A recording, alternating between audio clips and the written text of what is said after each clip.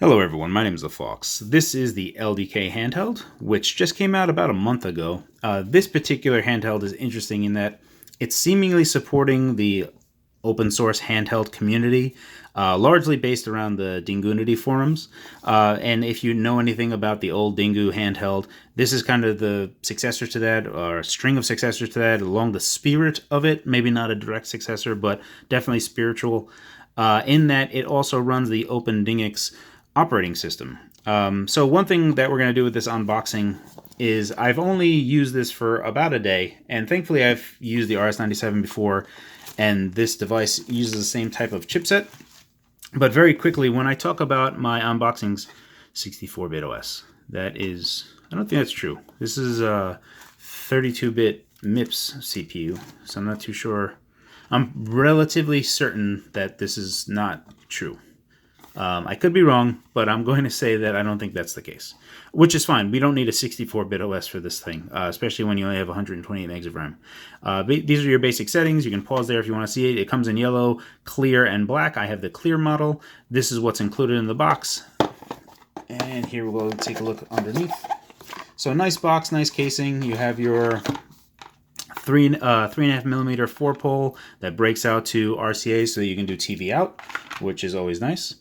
And then you have this micro USB cable. I actually tried this one, and while it charges, it doesn't really connect to a computer all that well. So, caveat emptor, it's a USB, micro USB cable.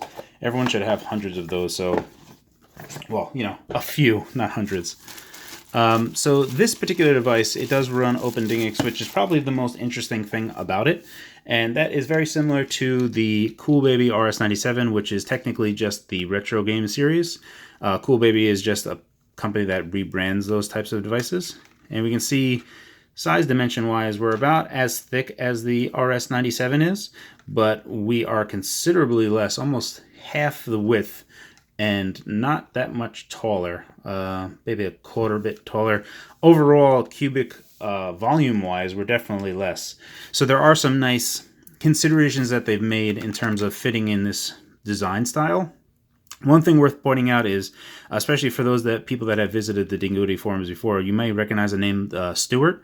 This particular design is very, very much similar to the Handmade. You can see these two buttons right here. I mean, if you take a look at Stuart's Handmade, it's a little bit larger than his Handmade, but it's very much the same design goals that he had there.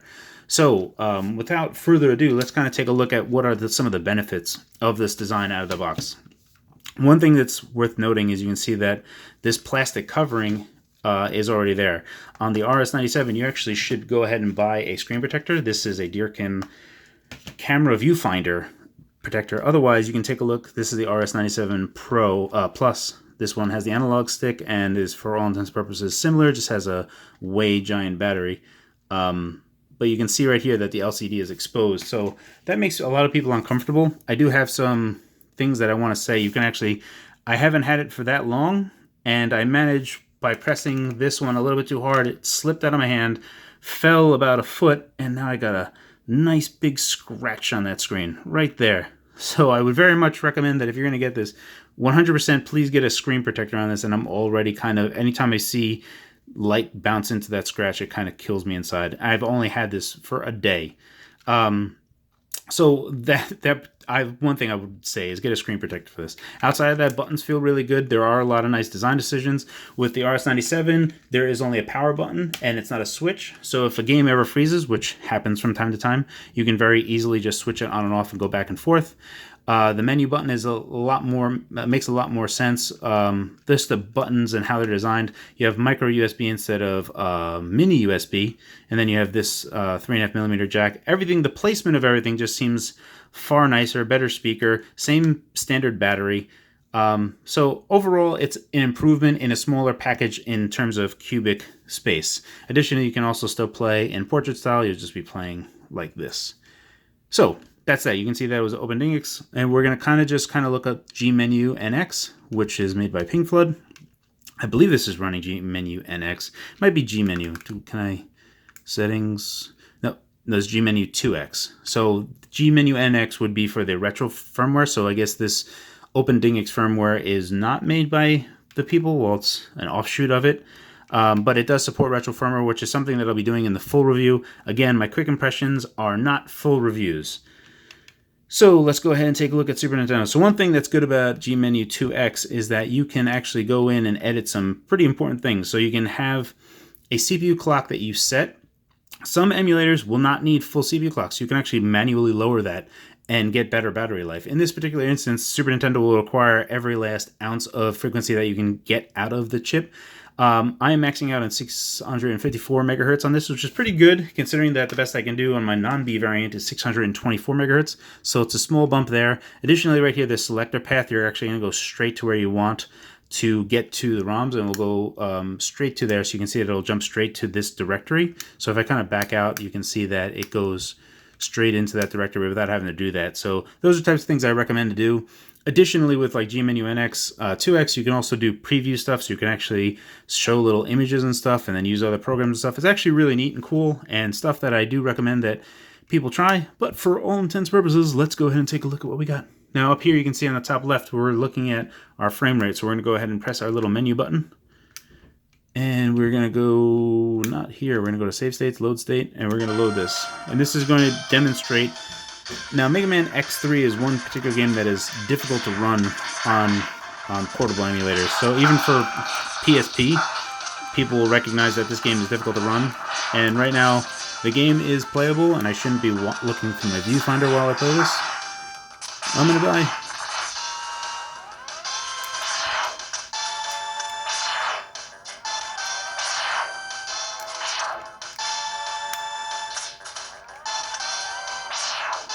Right, so totally playable, runs good.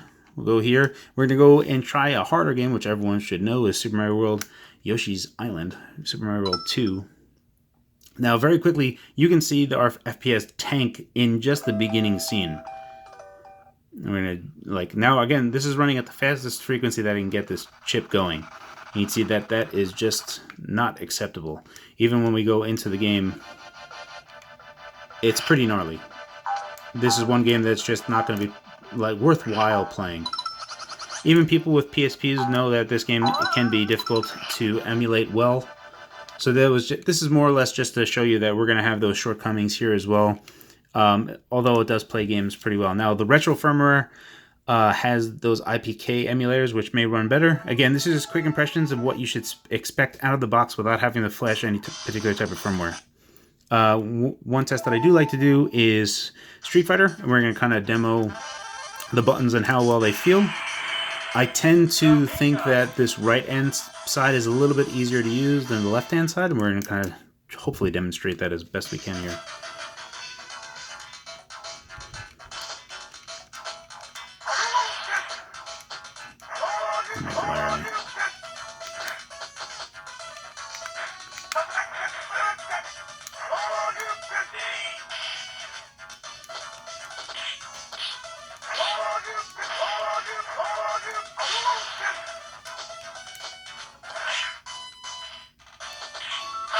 Of course, it's going to make a louder than that.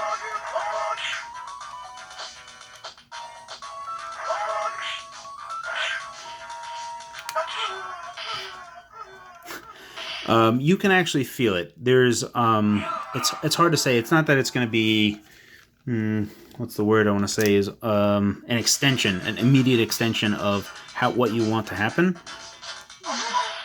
But after you get a feel for it, you can actually feel each individual button press on the D-pad.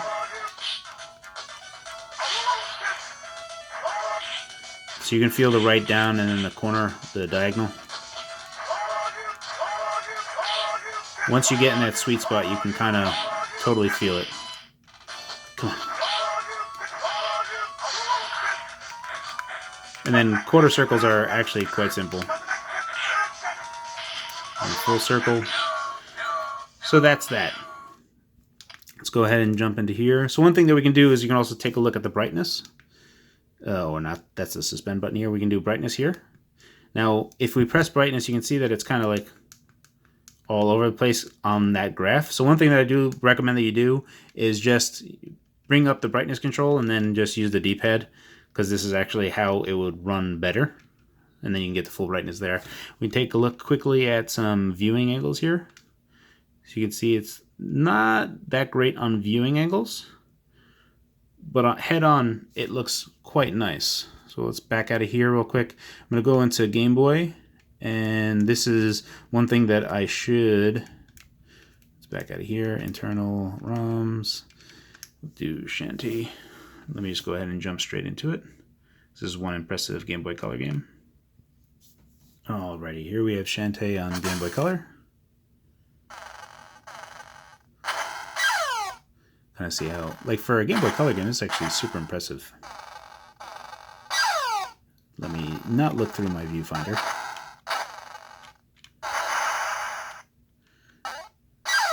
Son of a... Look at that animation. This is for Game Boy Color. It's crazy good. Could you imagine playing this on a Game Boy?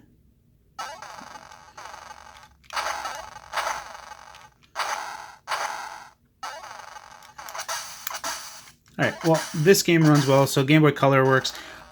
This, again, is just a very quick demonstration of this and my quick impressions. So far, it seems to be a pretty capable JZ4760B type of handheld. It's pretty exciting. I would recommend the retro firmware on there, and that's something that I'll be doing as well. And we'll take a look at different emulators and different games individually per video.